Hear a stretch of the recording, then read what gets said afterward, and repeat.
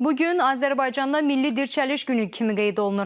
Azərbaycan dirçəliş xalqın gücüdür. Birlikdə güclüyük. Tariximizi unutma.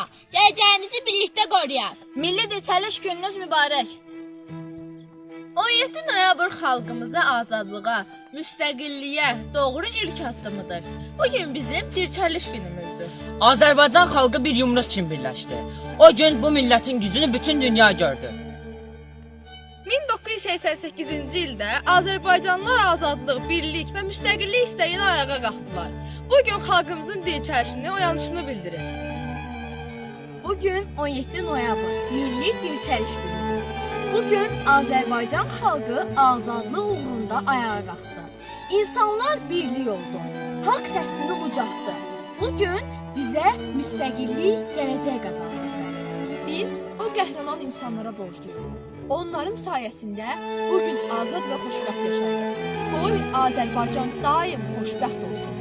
Bayrağımız həmişə ucalarda dalğalansın. Yaşasın Azərbaycan!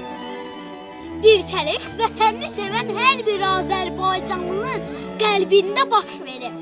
Biz vətəni sevirik!